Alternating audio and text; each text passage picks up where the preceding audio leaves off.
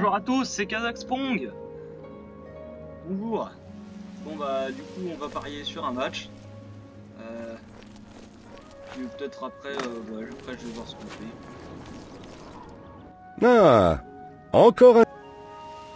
Surtout n'hésitez pas à liker la vidéo, à vous abonner à la chaîne et voilà. Bon, à mon avis cette vidéo va pas faire beaucoup de vues hein. Enfin j'espère qu'elle va en faire, mais à mon avis elle va pas faire beaucoup de vues, donc soutenez-moi. Et voilà, bon allez c'est parti. Donc là cette fois on va un peu changer, on va parier sur l'équipe Très jaune. bien. Voilà, sans pied Très noir. bien. Très bien, très bien. Allez, c'est parti. Bienvenue, bienvenue dans l'arène, bons citoyens de l'Empire. Vous êtes venus assister à un combat, et vous n'allez pas le regretter. C'est l'équipe bleue contre l'équipe jaune dans un match à la mort. Ouvrez les portes.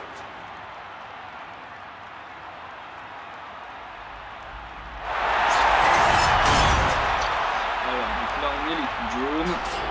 Je pense qu'on a des chances de gagner parce qu'on a plus que l'adversaire. Donc là on a une guerrière de l'équipe jaune. Je pense qu'elle va ratatiner le guerrier de l'équipe bleue, mais après il faut voir.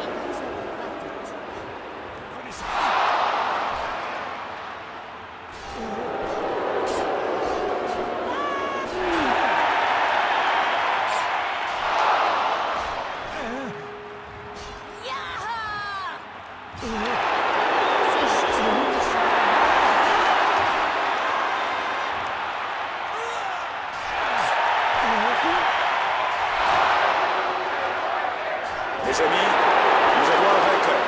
Regardez, le combattant de l'équipe jaune.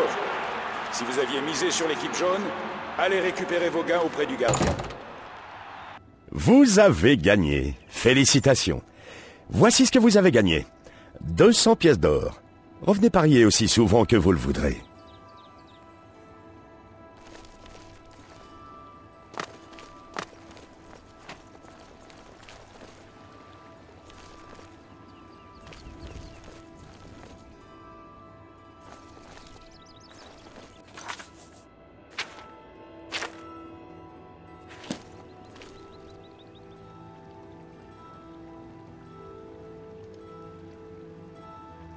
Bon là en vrai je pense qu'on pourrait aller voir Joffre pour l'amulette. Je pense que ça pourrait être pas mal, d'autant que en fait plus vous montez de niveau dans Beyond, plus c'est difficile. Donc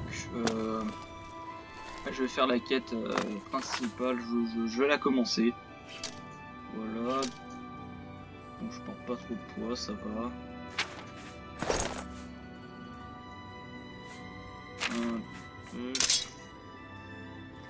Mon épée est un petit peu abîmée. Bonjour. Ouais, je m'achète des marteaux d'apprenti.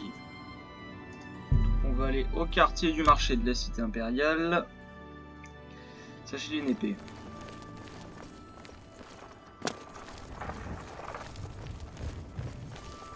Oui. Qu'y a-t-il?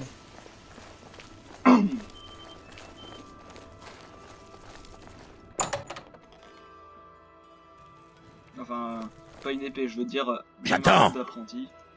Ah, il est pas sympa lui, hein. J'offre les meilleurs produits de tous, Cyrodiil, au prix les plus compétitifs. Alors, on va en acheter pas mal. 6 combien? Ouais, bon allez. Ça prend la forge et non, faut pas faire ça. C'est un plaisir de vous compter parmi mes clients. Mais je suis très content. Taisez-vous. Alors, ah, il est sympa, Urgul, le gros Hercule. On va se réparer nos armes. Voilà, donc on progresse comme ça. Et on va aller voir Joffre.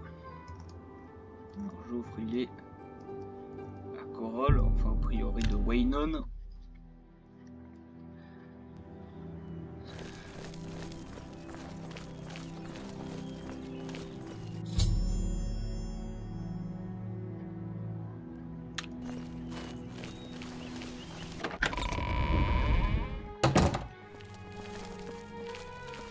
Oui, Bonjour. je peux vous aider? Je dois parler à Joffre. Il est en haut. Allez-y. Bien, alors on va faire la petite sauvegarde. Donc là, il y a une porte. Alors, tac. Je suis frère Joffre. Que voulez-vous? C'est impossible. Personne, mis à part l'empereur, n'a le droit de toucher l'amulette. Montrez-moi ça. Donnez à Joffre l'amulette. Alors j'espère qu'il va bien le prendre. Bon, de toute façon, on doit sauver le monde, donc j'espère qu'il va nous écouter. Par les neufs. C'est l'amulette des rois. Qui êtes-vous? Comment avez-vous obtenu ceci? Que savez-vous de la mort de l'empereur? Qui es-tu? Comment as-tu obtenu ceci? Que connais-tu à propos de la mort de l'empereur? Vous n'êtes pas très poli, Joffre, hein. Vous me tutoyez. Donc allez, on récite les derniers mots de l'empereur. Il faut fermer les mâchoires d'Oblivion. Je vous crois, même si votre histoire semble un peu bizarre. Seul l'étrange destin d'Uriel Septime aurait pu vous mener à moi avec l'amulette des rois. Je le comprends mal, moi aussi. L'empereur semblait soupçonner une menace en provenance du monde démoniaque d'Oblivion. Le prince de destruction, Mérune Dagon, est l'un des seigneurs d'Oblivion. Mais des barrières magiques protègent le monde des mortels du dédra d'Oblivion.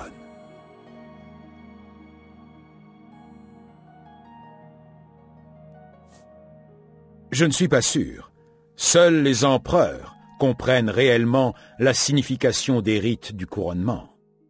L'amulette des rois est ancienne. Sainte Alessia elle-même l'a reçue des dieux. C'est une relique sacrée de grande puissance. Lorsqu'un empereur est couronné, il utilise l'amulette pour allumer les feux de dragon au temple de l'Unique, dans la cité impériale. Comme l'empereur est mort, et qu'un nouvel héritier n'a pas été couronné, les feux de dragon du temple seront sombres pour la première fois depuis des siècles. Il est possible que les feux de dragon nous protégeaient d'une menace dont seul l'empereur était conscient. Je suis l'un des rares à connaître son existence. Il y a longtemps, j'ai été capitaine des gardes du corps d'Uriel, les Lames. Un soir, Uriel m'a appelé dans ses appartements privés. Un petit bébé dormait dans un panier. Uriel m'a demandé de le mettre en lieu sûr. Il ne m'a jamais rien dit d'autre au sujet du bébé, mais je savais que c'était son fils. De temps en temps, il me posait des questions sur le développement de l'enfant. À présent, il semblerait que ce fils illégitime soit l'héritier du trône de Septime, s'il est encore en vie. Il se nomme Martin. Il s'occupe d'Akatosh dans la chapelle de la ville de Kvatch, au sud d'ici. Vous devez vous rendre sur le champ à Kvatch pour le trouver. Si l'ennemi est conscient de son existence, ce qui semble probable, il est en grand danger. Et n'hésitez pas à me dire ce dont vous avez besoin. Mes ressources sont limitées, mais je vous aiderai de mon mieux. Je conserve quelques objets ici dans mon coffre. Pour ravitailler les lames en voyage, prenez ce qu'il vous faut.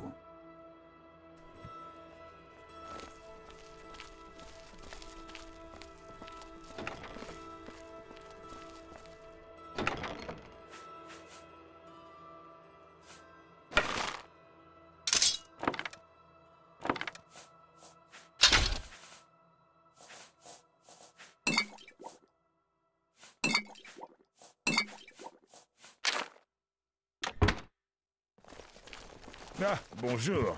C'est bon de...